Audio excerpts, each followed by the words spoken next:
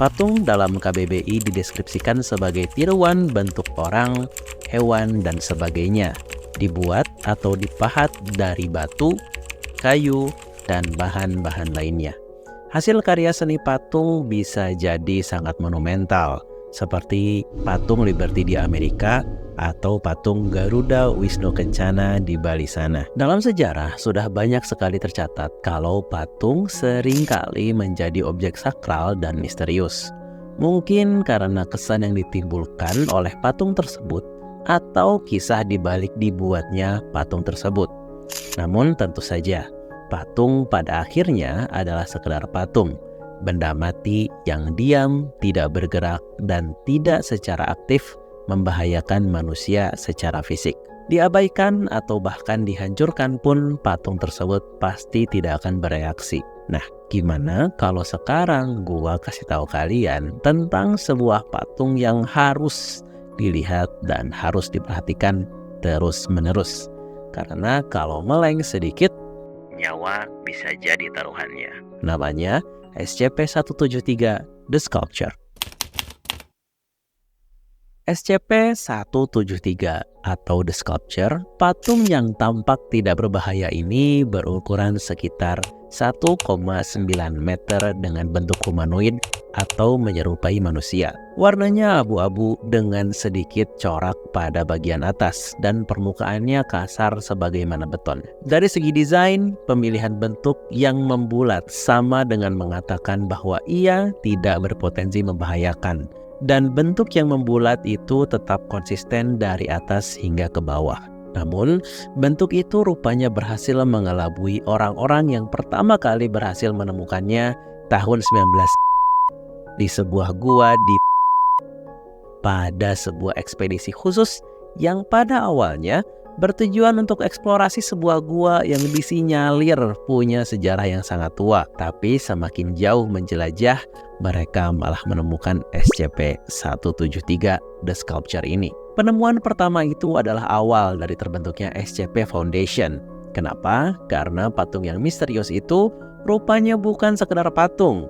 SCP-173 memiliki potensi yang bisa membahayakan siapapun yang ada di sekelilingnya. SCP-173 atau The Sculpture ini bisa bergerak dengan cepat kalau tidak ada mata yang mengawasi.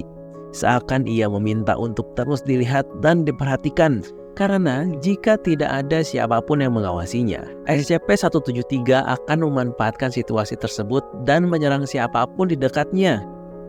Dan penyerangan itu pun pada umumnya berakhir dengan patahnya leher orang yang diserangnya itu. Tak perlu disebutkan lagi bahwa ada korban yang berjatuhan, sampai akhirnya mereka menemukan cara bagaimana mengamankan SCP-173. Lebih jauhnya lagi, tidak ada mata yang mengawasi ini bisa sesederhana menutup mata sekejap atau mengalihkan pandangan. Yang penting, SCP-173 sudah tidak ada lagi dalam pandangan siapapun yang ada di sekitarnya. Karena saat itu juga, ia akan bergerak dengan sangat cepat dalam waktu sepersekian detik. Sialnya, pergerakan itu pun bukan pergerakan yang kecil dan lambat, akan tetapi cepat dan besar. Jarak korban sejauh apapun bisa ia tempuh dengan waktu yang bisa dibilang orang tak akan sempat bereaksi sebelum jatuh jadi korban. Paling ringan, korban akan mengalami cedera parah, dan paling parah tentu saja kehilangan nyawa. SCP Foundation sesuai dengan namanya, Secure, Contain, Protect, selalu berusaha sekuat tenaga mengamankan entitas semacam The Sculpture ini agar tidak menjadi sesuatu yang membahayakan umat manusia. Maka dari itu, cara mengamankannya pun pasti spesial. Sebuah sel minimalis dengan bahan bangunan yang bisa dipastikan tidak dapat dipenetrasi oleh gerakan The Sculpture yang agresif, itu adalah minimal, dan harus ada pengawasan terus-menerus dilakukan oleh personel SCP Foundation agar The Sculpture tetap diam pada tempatnya. Personel yang bertugas untuk mengawasinya pun telah dilatih mental dan fisiknya. Ya, mungkin fisik lah ya terutama, karena mereka itu benar-benar harus mengawasi terus-menerus agar SCP-173 tidak bergerak. Pasalnya itu tadi kan, begitu meleng sedikit tidak ada pandangan kepada SCP-173 sedikit, maka dia akan langsung bergerak. Personel dengan hati-hati harus mengikuti protokol saat pergantian personel yang mengawasi SCP-173 dilakukan. Pasalnya, dalam sebuah insiden yang tercatat, ketika terjadi pergantian personel pengawas, ada sekejap momen, ini benar-benar sekejap sekali ya, yang pandangan kedua personel itu tidak ada pada SCP-173. Dan saat itu juga tentu saja penyerangan terjadi sehingga salah satu personel mengalami cedera parah hingga akhirnya kehilangan nyawanya. Ada pula kejadian saat sistem pengawasan tiba-tiba mengalami gangguan yang mengakibatkan sistem kamera dan juga sistem pemindai gerakan itu terhenti sementara. Kamera dan pemindai ini pun memang jadi salah satu standar untuk mengawasi SCP ya. Ketika sistem pemantauan kembali online, personel pengawas yang sedang bertugas tampak sudah tidak bernyawa. Ya mungkin ketika dia sedang mengawasi, dia memejamkan matanya sekejap karena capek mungkin atau alasan-alasan lainnya sehingga kejadian itu terjadi. SCP-173 sampai saat ini masih menjadi objek penelitian untuk menggali lebih dalam tentang keberadaan entitas seperti SCP-173 itu sendiri. Dan mungkin pertanyaan besarnya adalah siapa yang membuat patung yang begitu mengerikan ini?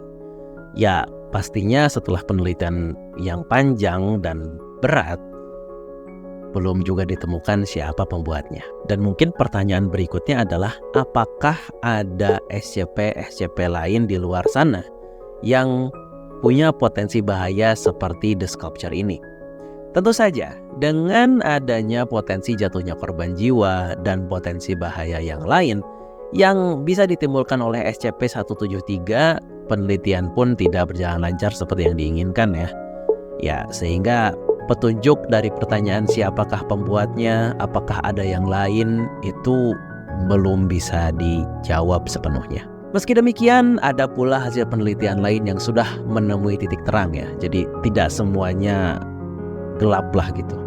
Di antaranya ada SCP-173 itu dapat bereaksi pada suara, terutama suara musik atau serangkaian suara yang menimbulkan nada. Reaksi tersebut berupa reaksi tarian, dan disebutkan juga dalam arsip tentang SCP-173 bahwa gerakannya cukup bagus. Belum jelas apa tujuannya, mekanismenya, dan lain sebagainya. Tapi yang baru ditemukan sampai saat ini adalah ia bereaksi terhadap suara-suara musik. Ada pula satu insiden yang menyebutkan bahwa The Sculpture ini punya kemampuan untuk membuat salinannya sendiri, atau cloningannya sendiri, atau mungkin Kagebunshin gitu kan. Alias dia itu bisa membelah dirinya sendiri menjadi dua atau lebih. Saat itu SCP-173 dianggap telah diamankan atau dikurung dengan sangat baik ya. Namun setelah pengamanan itu dibuka kembali untuk penelitian lebih lanjut, SCP-173 bertambah satu lagi dengan rupa yang identik. Jadi bisa dibayangin, udah bahaya dia bisa membelah diri seperti amoeba. Kurang serem apa tuh gitu kan. Potensi tentang kemampuan menggandakan diri ini sungguh sebuah potensi yang nyata bisa membahayakan. Satu saja, dengan potensi untuk menghilangkan nyawa seseorang dengan begitu cepatnya sudah sangat berbahaya. Bayangkan kalau ada dua atau mungkin lebih. Itu sangat mengerikan. Sebagai penutup, SCP-173 ini dikategorikan sebagai Keter. Artinya, SCP ini memiliki keunikan yang tinggi, tidak dapat diprediksi, dan berpotensi membahayakan umat manusia. Dan bisa jadi juga, gambar yang kalian lihat di sini itu juga adalah salinan dari SCP-173. Ngeri banget kan? Artinya kalian jangan dulu pergi nih, soalnya yang mengawasi SCP-173 ini adalah kalian. Bukan siapa-siapa lagi gitu loh. Kalau misalnya kalian pergi ya bisa jadi bahaya dong gitu kan. Itu dia episode kita kali ini tentang SCP-173. Terima kasih buat kalian yang masih menyimak sampai detik ini. Semoga terhibur atau mungkin memberikan manfaat. Terima kasih sudah menonton. Nama gue Rizky dan sampai ketemu lagi di episode berikutnya. Ini ngeri juga ya kalau misalnya emang beneran itu baterainya habis ya.